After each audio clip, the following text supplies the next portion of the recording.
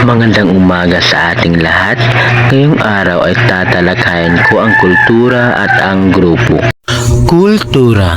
Ang kultura ay ang kabuuang katawagan sa mga kaisipan, kaugalian, tradisyon at gawin ng isang lipunan.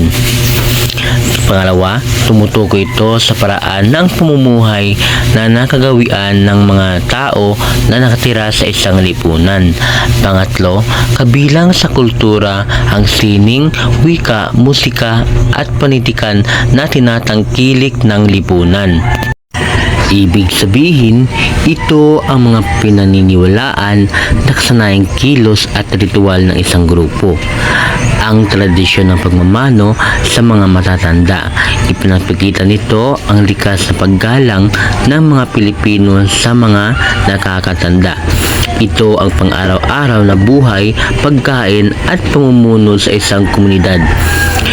Ang sama-samang pagtutulungan sa pamamagitan ng bayanihan.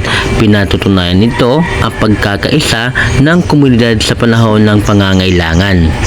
Ito ang mga malikhaing paraan kung paano ipinapahayag ng tao ang kanilang sarili.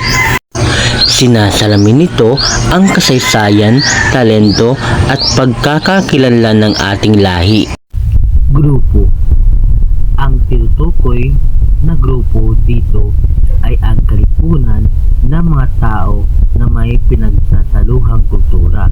Pangalawa, tawag sa magkakapareho ng paniniwala, norms, batas na sinusunod, kaasalan na pinahahalagahan. Pangatlo, inaasahan ng mayroong interaksyon ng bawat isa. Pang-apat, pangunahing bahagi sila ng lipunan. Sila ang nagpapatakbo sa lipunan. Walang lipunan kung walang mga tao na kumikilos para sa mga mithiin nila. So una, kalipunan ng mga tao na may pinagsasaluang kultura. Ito ay pangkat ng mga tao may magkakatulad na tradisyon at pamumuhay. Halimbawa, ang isang pamayanan ng mga katutubong ipugaw sa banwahe.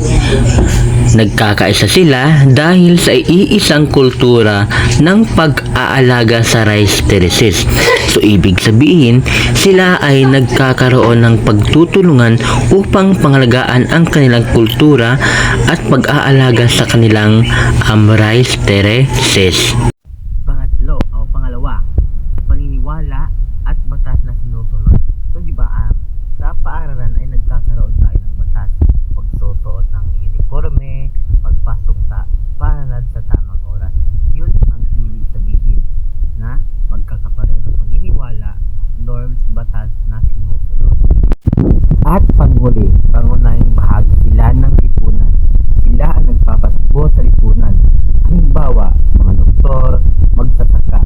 Diba, kung walang magsasaka ay wala rin tayong bigas na maaani. At pag walang doktor ay walang maggagamot sa atin upang tayo ay gumaling.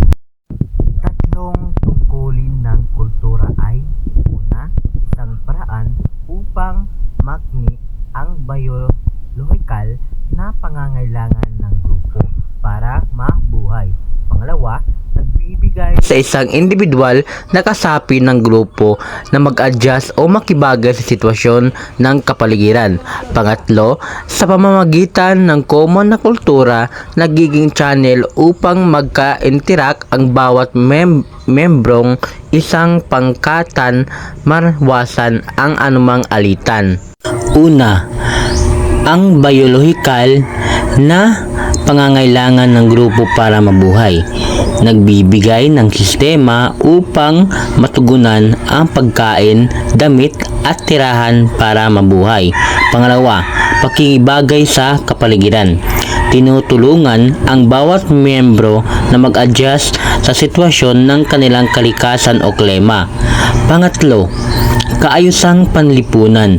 Nagsisilbing daan sa maayos na komunikasyon upang maiwasan ang away o alitan sa grupo. Universal pattern of culture. Una, kulturang common or uniformity of culture. Kahit magkakaiba ang wika o lokasyon ng mga tao, may mga pangunahing pangangailangan at ideya na pare-pareho nilang binuo ng magkakahiwalay. Ito ang nagbibigay ng pagkakatulad or uniformity sa pangkalatang karanasan ng tao. Halimbawa, ang pagkakaroon ng pananampalataya o relihiyon, paniniwala sa isang mas mataas na kapangyarihan o lumikha. Lahat ng pangkat ng tao sa mundo ay may kanya-kanyang anyo ng espiritualidad upang ipaliwanag ang mga bagay na hindi nakikita. Pangalawa, makikita sa lahat ng pangkat ng lipunan. Ito ang mga tiyak na kaugalian o seremonya na hindi nawawala sa isang selebrasyon dahil ito ay mahalaga sa ugnayan ng tao. Halimbawa, ang mga ritual sa pagtanda o pag-aasawa o kasal. Ginagawa ito ng bawat lipunan upang kilalanin ang bagong responsibilidad ng isang tao sa kanyang komunidad. Ang pag-aangkop ng universal pattern ay isang particular na bansa. Ang lahat ng kultura ay may paraan ng pagkuha ng pagkain at sa Pilipinas, ang pagsasaka ang naging pambansang hulwaran nito. Halimbawa, ang paggamit ng kalabaw, araro, patubig sa sakahan at bayanihan sa panahon ng ani. Pinapakita nito kung paano nagkakaisa ang pamumuhay at kultura ng mga Pilipino sa iisang paraan ng pagpapakain sa pamilya at komunidad.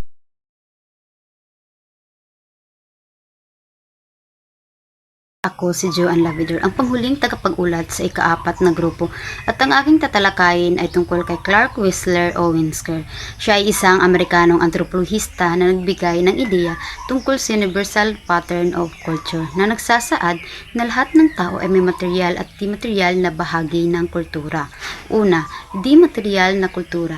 Ito ay ang mga bagay na hindi natin nahahawakan ngunit nagagamit sa pakikipag-ugnayan at pamumuhay. Halimbawa nito, wika at panitikan, paggamit ng Filipino, Cebuano o Ingles sa pakikipag-usap. Pangalawa naman, ang material na kultura, mga bagay na konkretong nahahawakan at ginagawa ng tao upang mapadali ang pamumuhay. At narito naman ang mga halimbawa nito.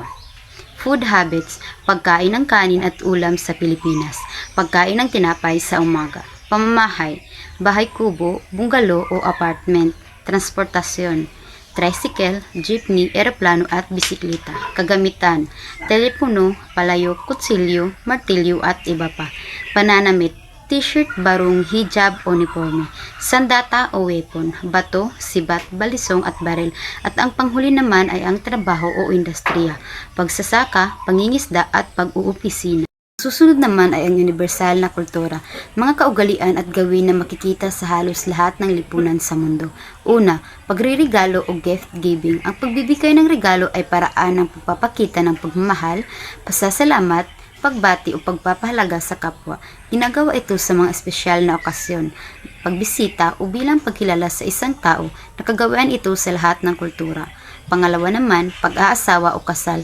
Ito ay formal na pagsasama ng dalawang tao bilang mag-asawa. Ito ay ang pundasyon ng pamilya, may mga kaugalian at seremonya at bahagi ng buhay panlipon sa halos lahat ng lipunan, kahit na magkakaiba ang paraan ng pagdiriwang.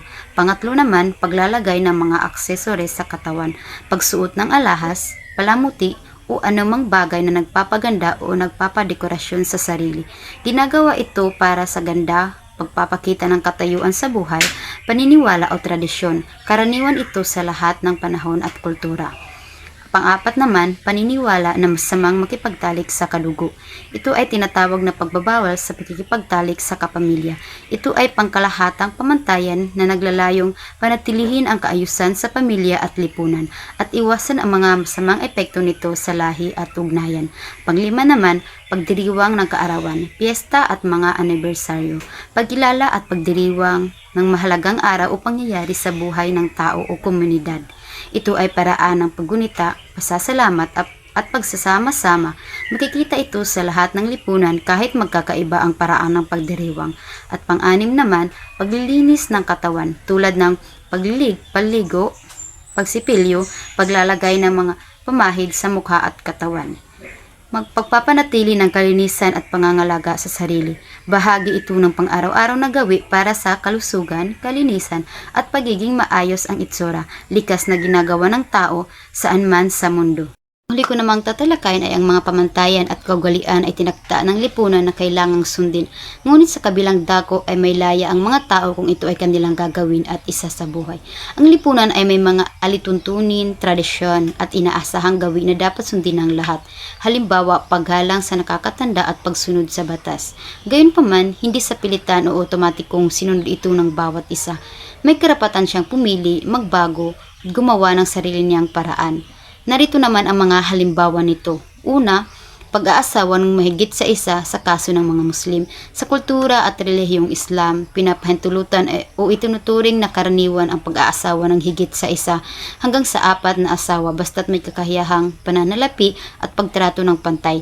Ito ay isang pamantayan sa kanilang lipunan pero nasa pasya pa rin ng lalaki kung gagawin niya ito o mananatili na lamang sa isa. Pangalawa naman, maaring mamili ng gustong relihiyon.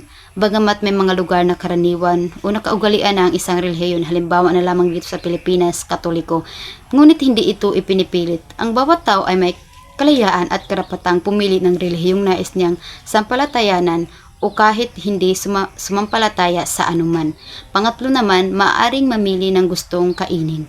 May mga pagkain karaniwang kinakain sa isang lugar o pamilya at mayroon din mga bawal. Halimbawa, bawal ang baboy sa mga Muslim, bawal ang baka sa ibang relihiyon. Ngunit sa labas ng mga mahigit na patakaran, malaya ang tao na pumili kung ano ang kanyang kainin base sa sariling panlasa, kagustuhan o pangangailangan. Pang-apat naman, maaring mamili ng estilo ng pananamit.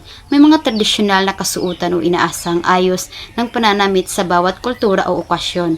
Ngunit sa makabagong panahon at sa pangkalahatan, malaya ang bawat isa na pumili ng estilo, kulay o uri ng damit na nais niyang suotin. Yun lamang po at maraming salamat sa pagkikinig.